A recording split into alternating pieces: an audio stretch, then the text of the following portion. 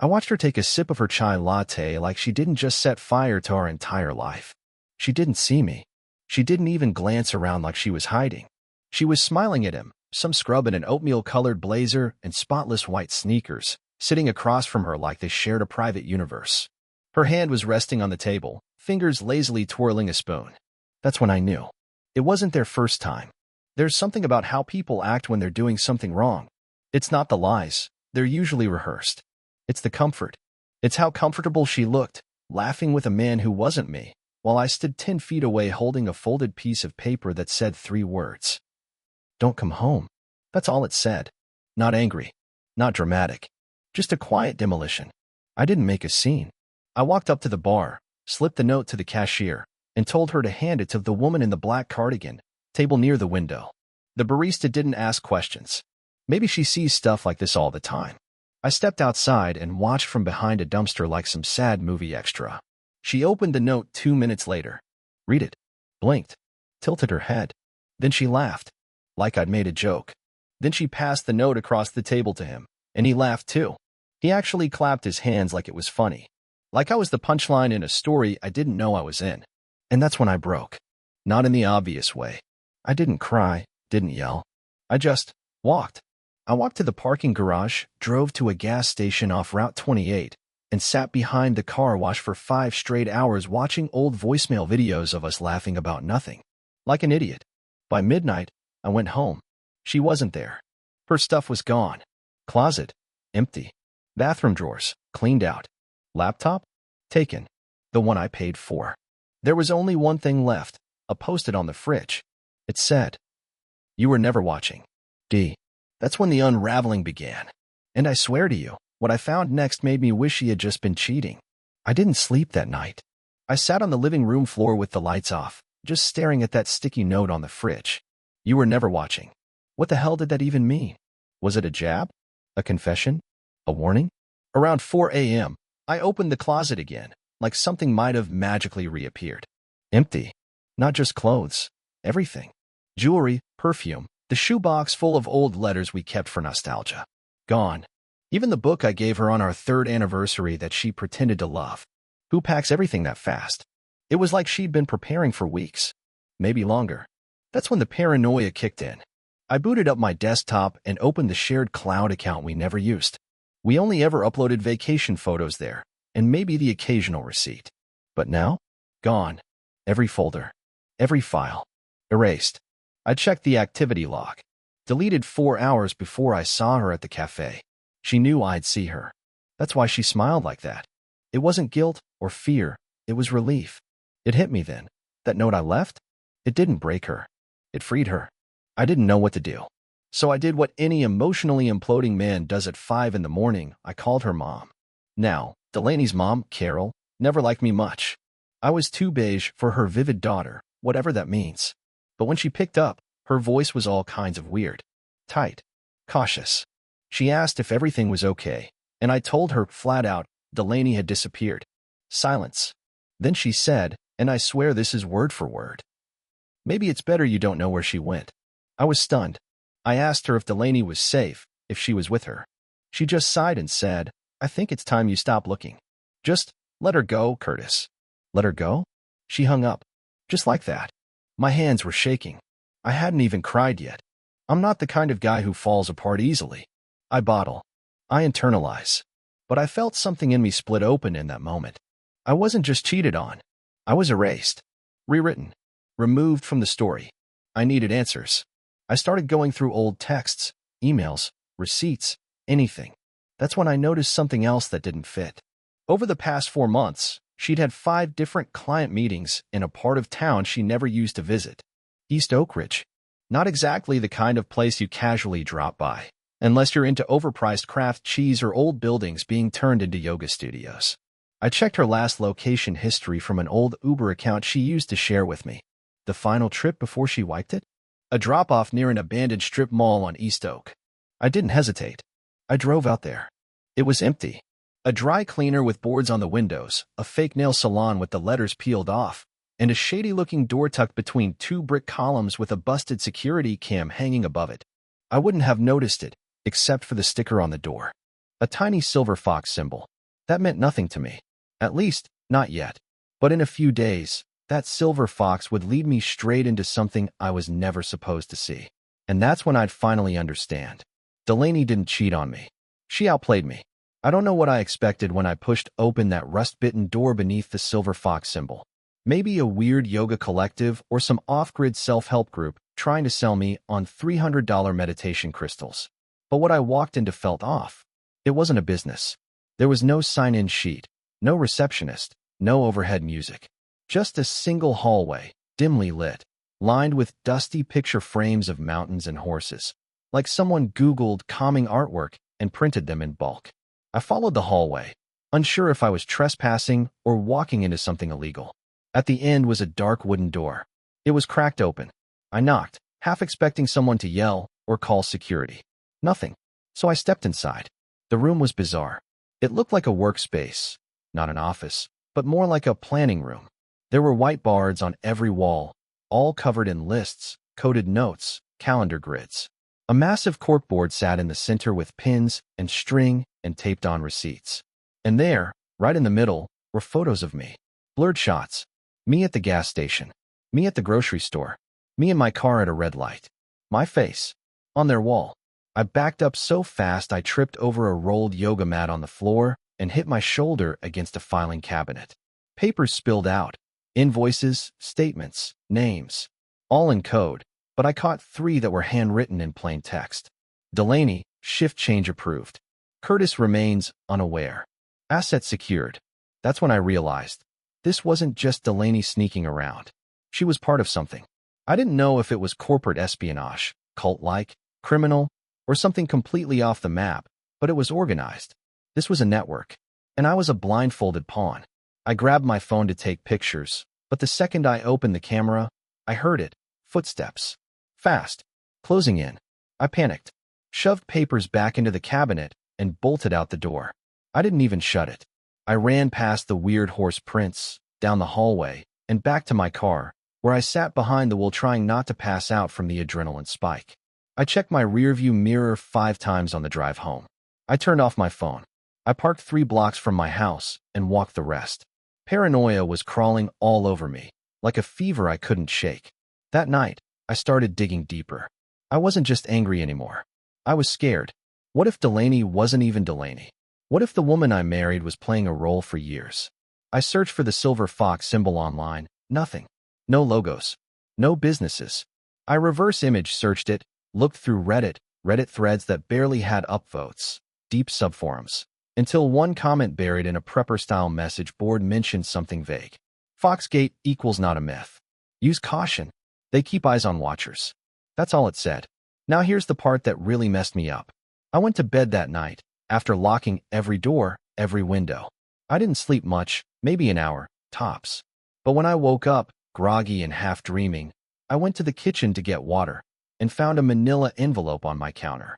No name, just a single photo inside. It was a picture of me, standing in front of the silver fox door, taken from across the street. They knew I had been there.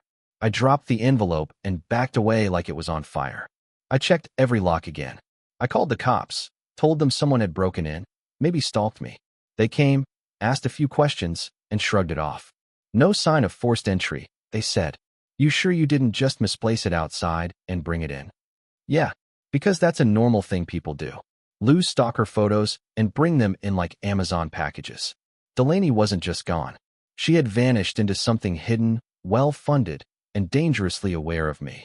And if I didn't play this carefully, I had the sinking feeling I'd be the next person to disappear. I had one option left. I needed to find the one person who might still tell me the truth. Her brother, Noel. We hadn't spoken in years, not since the wedding fight.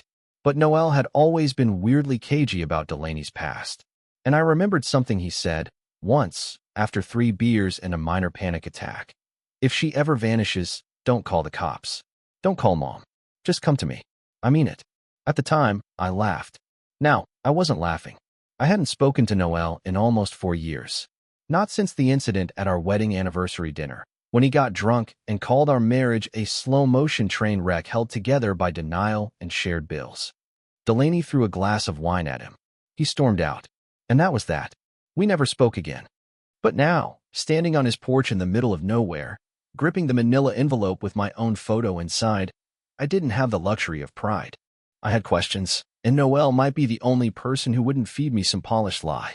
He lived alone in a cabin-style house just outside of a place called Tanley Falls, which doesn't even show up on most maps unless you zoom in 4 times and squint. He opened the door barefoot, holding a mug of something that smelled like gasoline and cloves. When he saw me, his eyes didn't widen. He didn't flinch. He just stared for a second and said, "Huh. Took you longer than I thought." That sentence ruined my entire body temperature. I stood frozen, trying to figure out whether to be angry or afraid. Noel let me in without another word. The inside of his place looked like a doomsday librarian had decorated it. Books on military history, counterintelligence, and abstract philosophy sat stacked alongside old camping gear and survival supplies. A dozen clocks lined the wall above a workstation, each set to a different time zone. "I'm not here to fight," I said. "Delaney's gone. She emptied the house. She left this." I held up the sticky note. And then this showed up. I dropped the photo on his kitchen table. He stared at it, then leaned back in his chair with a long, exhausted sigh. Not a surprised sigh. Not even a frustrated one. It sounded more like someone finally giving in to gravity. "She made contact then," he said quietly. "That's earlier than I expected." "Made contact with who?" I asked. Noel didn't answer. He just got up, pulled a thick binder from a locked drawer, and slid it across the table toward me. It was unmarked. I opened it. Inside were pages, photocopies, surveillance shots, symbols, and documents covered in highlighter marks and scribbles. On the second page was a picture of Delaney. Not a posed one, a file photo. Black background. Stark lighting. Her name was listed as a pseudonym, Delaney Thorne equals alias B. I couldn't speak.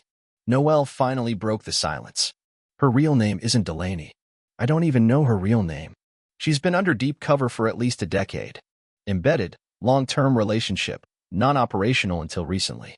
I laughed. It just burst out of me. Not because it was funny, because my brain had reached its capacity for the surreal. "You're saying my wife is some kind of spy?" "Not a spy," Noel said. "Worse. She's part of something that predates modern intel networks. It's not about governments. It's about influence. Shaping people. Redirecting trust. They don't work in public. They infiltrate lives. Disrupt bonds. Collapse families, organizations, institutions." "You're describing a conspiracy theory," I said, heart thudding. He shook his head. "I'm describing what they did to my father." That stopped me cold. Noel and Delaney never spoke much about their dad. All I knew was he died when they were young, some kind of accident overseas. But Noel reached into the binder and pulled out a photo, a man standing on a rooftop in what looked like South Asia, surrounded by people in lab coats. "That's him," Noel said. "He worked in covert behavioral modeling. Algorithms before algorithms were public. They used him to test psychological warfare strategies. He tried to expose them. They used her to shut him down." "You're saying Delaney was placed in our family as a contingency. She got close to him. Then he died. Car accident. Brakes failed. Autopsy inconclusive. My mom unraveled. Delaney stayed. And years later, she found you." I couldn't breathe. I felt like I'd swallowed the sun. "She didn't love me," I whispered. Noel looked at me, finally, really looked at me. "I think she did. In her way. But that wasn't her job." I got up, pushed the chair back so fast it nearly tipped. "I didn't come here for a Marvel plotline, Noel. I came here because my life has disintegrated and there are strangers watching me." "There aren't strangers watching you," he said calmly. "There's her watching you. Always was. The second you became a variable, the second you wandered into the café that day, you interrupted the script. That wasn't supposed to happen yet." "Yet?" I asked. What was going to happen? He was silent. Then he stood and said, "There's one more thing." From a side drawer, he took out an old flip phone. Burned and scratched. "This showed up in my mailbox 6 days ago. No return label. Just this inside." He powered it on. One saved video. He hit play. On the screen, footage of me, in bed, sleeping. From the side of the room. Slight tilt. Low lighting. Timestamp. 2 weeks ago. "I didn't record that," I said. "No," Noel said. "But she did." I left his house in a panic. I drove aimlessly for an hour, then pulled over behind a billboard off Highway 7 and threw up in the dirt. Everything felt contaminated, my memories, my house, my marriage, my mind. She had been watching me. Recording me. living beside me while working for something else. But why now? Why the cafe? Why vanish right after I caught her? And why the hell did she leave that note? You were never watching. Like this was my fault. The answers were coming. I could feel it. And I wasn't ready. I didn't go home that night. After what Noelle showed me, the footage of me sleeping, the binder full of surveillance logs, the insane suggestion that my wife was planted in our lives by some hidden network, I couldn't even face my own front door. I slept in the back of my car again, this time parked behind an abandoned bowling alley. I didn't care if it was sketchy. I didn't care if I got robbed. If someone wanted me gone, they wouldn't need a crowbar. At some point just before dawn, my phone buzzed. I had turned off every smart feature, every background app. It was in airplane mode, screen dimmed. But it buzzed anyway. Not a call. Not a text. An airdrop. The name on the sender was a random string of letters and numbers, like someone smashed a keyboard on purpose. I accepted it before thinking. It was a video. Low resolution. Shaky. Shot in what looked like a hotel room. Beige curtains, patterned carpet, desk lamp flickering like it was dying. And then she walked into frame. Delaney. No makeup. No smile. Her hair was pulled back in a rough bun, and her eyes looked darker, not in color, but in weight.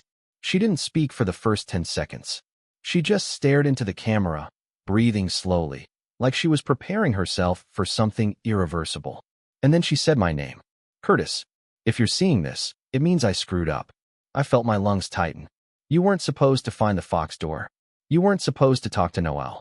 You were supposed to be harmless. Outside the frame. She looked down for a second. When she looked back up, her eyes were wet. I didn't expect you to pay attention. That was my mistake. My heart dropped.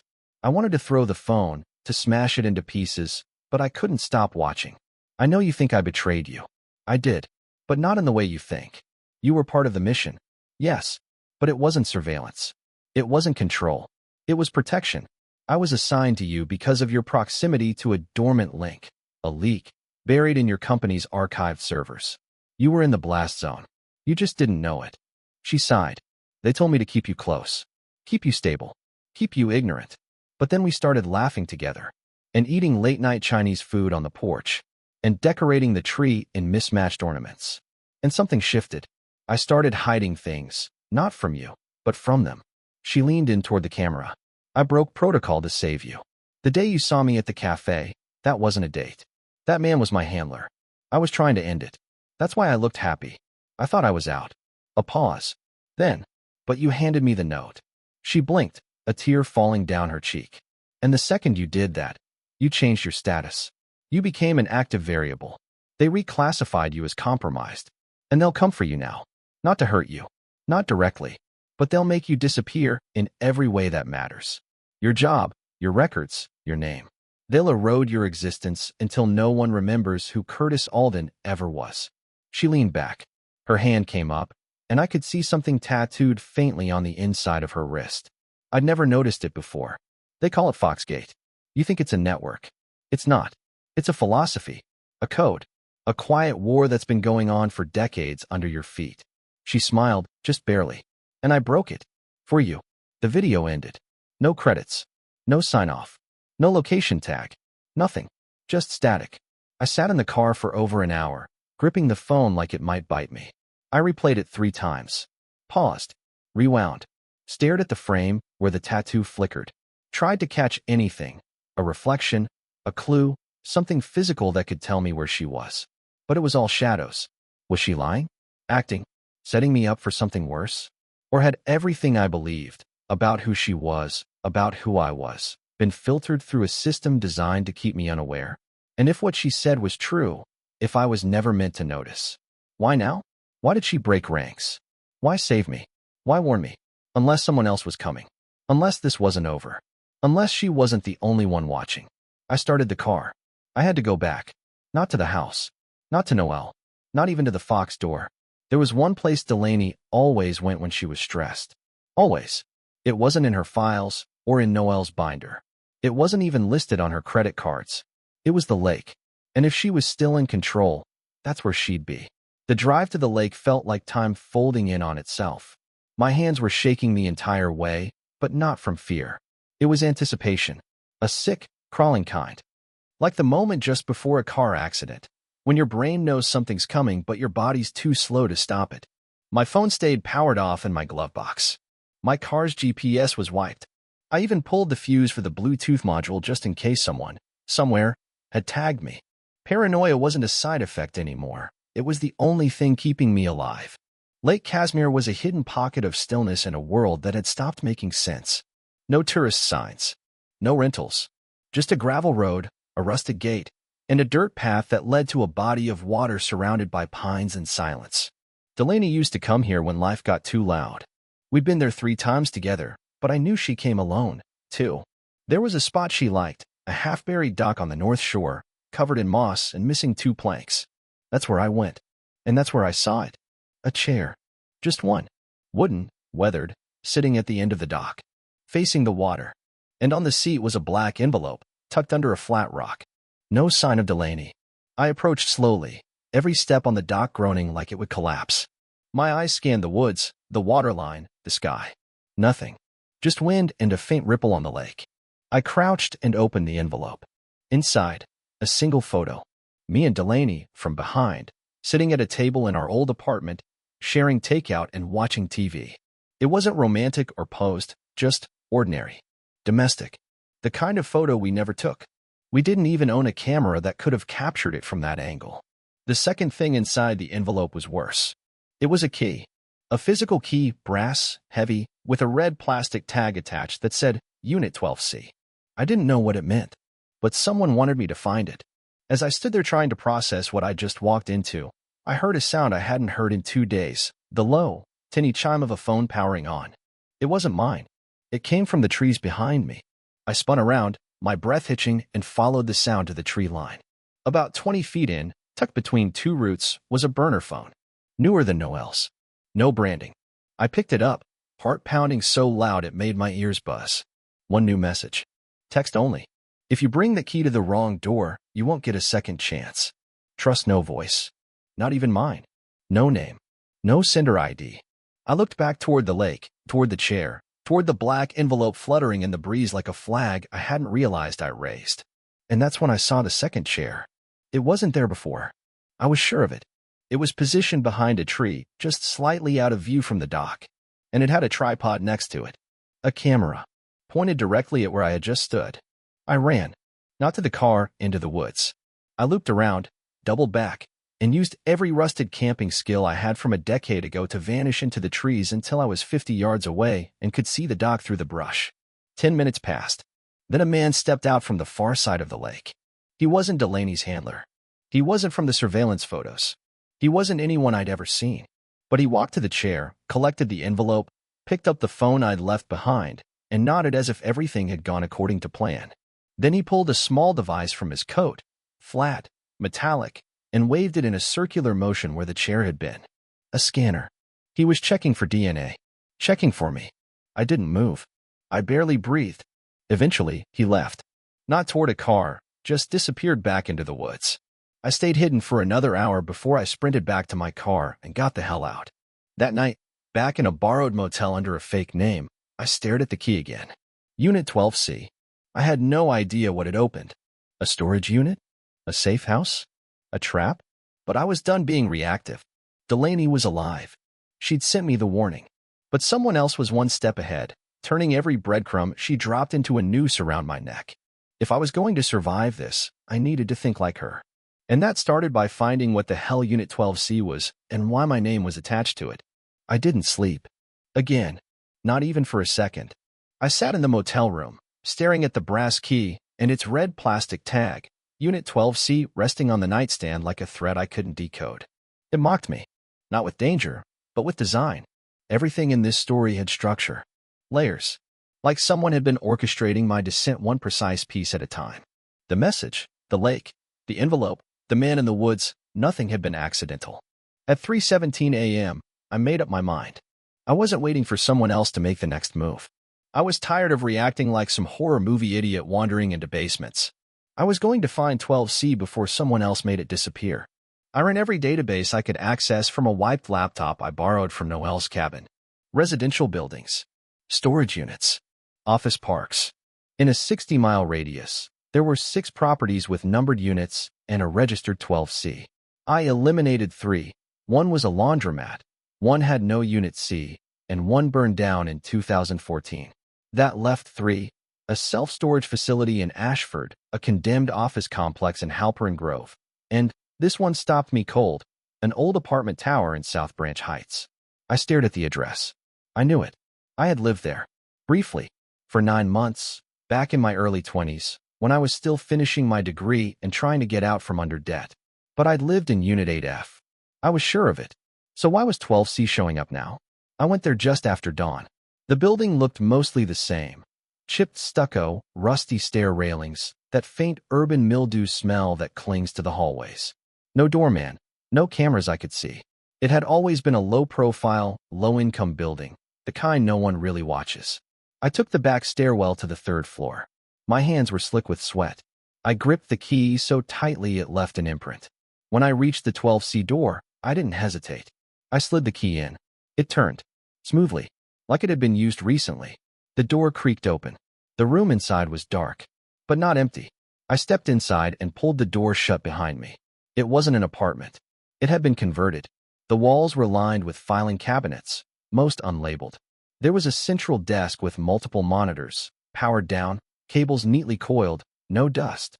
Someone had wiped this place within the last 24 hours. It smelled like antiseptic and plastic and something else, lemon oil maybe, faint but unmistakably artificial. In the far corner, a coat rack held a single dark coat and an umbrella. I didn't touch them. Instead, I opened the first cabinet closest to the door. Inside, photos. Dozens of them, bundled together by rubber bands, each labeled in black marker. Some said names I didn't recognize, E. Marston, V. Callow, Delta Contact. But then I found the one that turned my knees to rubber. C. Alden, Phase 2. That was me. I pulled it out and unwrapped the bundle.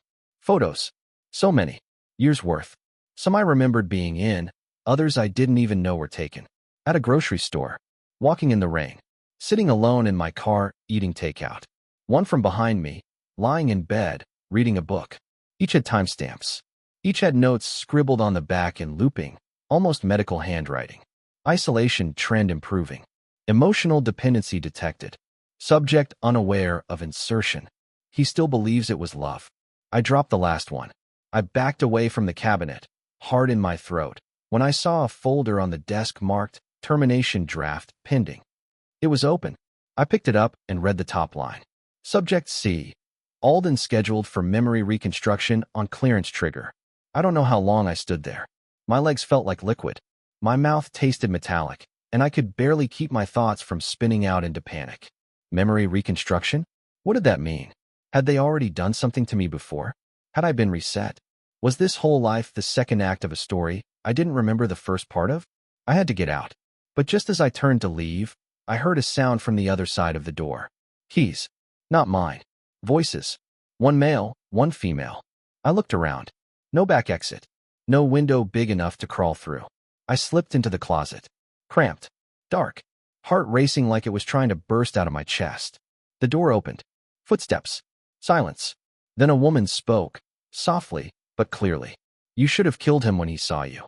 A man answered. She said, wait. She said he's still useful. Another pause.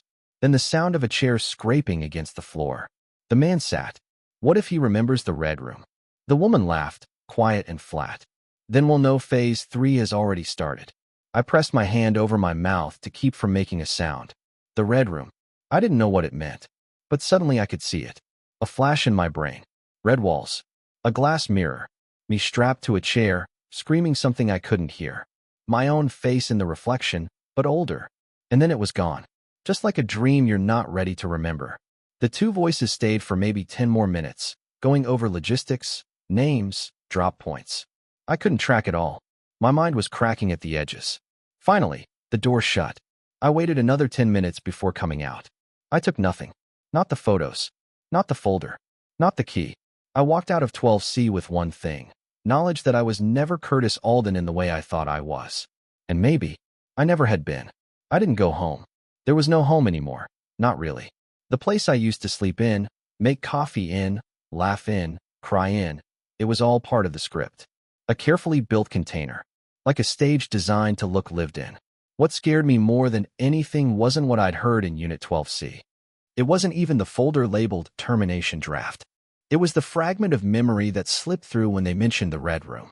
I'd forgotten it until that moment. Or more accurately, it had been taken from me. And now, it was trying to come back. I drove for hours. At some point, I ended up back in Tanley Falls, at Noel's cabin. I banged on the door like a man on fire. He let me in, saw the look on my face, and didn't ask a single question. He made coffee. We sat at the table like brothers, like strangers, like survivors. I saw the place, I told him. Unit 12C. I was in it. His face darkened, but he nodded. Then you've passed the threshold. What does that mean? I asked. It means, he said slowly, you're finally in a position to make a choice. He slid a thin silver envelope across the table. I didn't touch it. What's in it? I asked. He met my eyes. A reset code. A what? They can't erase you unless you let them. Not completely. Not if you've reached phase 3 awake. That envelope contains a sequence, numbers, symbols, words, that unlocks a backup protocol in your cognitive memory. A kind of mental failsafe. But it only works once. And what happens if I use it? You get everything back. Everything. I said, barely breathing. He nodded. Before Delaney. Before 12C. Before the Red Room. I sat there staring at the envelope, heart in pieces. Because for a moment, I imagined it, remembering everything. My real name, my first life. The people who knew me before I became this, ghost in someone else's skin. But then a question hit me harder than anything else had. What if I didn't want it back? Because for all the lies, all the manipulation, all the shadows and files and secrets, I had loved her. Delaney. Whoever she really was. And maybe, just maybe, somewhere in all of that, she had loved me too. I don't want revenge, I said finally. I don't want to become like them. Noel looked at me, not surprised, but with a kind of peace I hadn't seen in him before. There's one more option, he said. He got up, walked to the fire safe in the corner of the room, and came back with a small black pouch. Inside was a passport. Not mine, but made for me. A real one.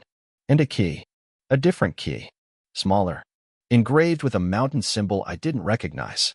And then a note, written in a looping, sharp hand I knew instantly. Curtis. If you're reading this, you made it to the other side. I was never allowed to love you. I did anyway. This key unlocks a cabin in Sutter's Peak. There's no signal, no network, no watchers. You'll be safe there. If you choose to remember, come back. I'll find you.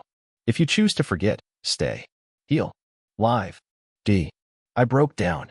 Quietly, fully, like someone who had finally been given permission to feel. And for the first time in what felt like years, I slept. A full night. No nightmares. No shadows. The next morning, I drove to Sutter's Peak. The air was thin. Clean. Birds instead of voices. Wind instead of surveillance. The cabin was small. Wooden. Real. Inside, everything was simple. No cameras. No files. Just a fireplace, a bed, and a drawer with a single Polaroid in it. Delaney, smiling. No disguise. No mask. Just her. It's been 3 months since then. I didn't open the silver envelope. I buried it in the woods behind the cabin. Not because I'm afraid, but because I'm free. No one has followed me. No one's watching now. Some nights I think about her. I sit on the porch and watch the sun go down, and I wonder if she's still out there. If she's free too. If one day she'll walk up the trail, knock on the door, and we'll start something not built on secrets. And if not, that's okay too. Because even in a world full of lies, I found something real. And I kept it. Curtis Alden, or whoever I was before I learned how to live again.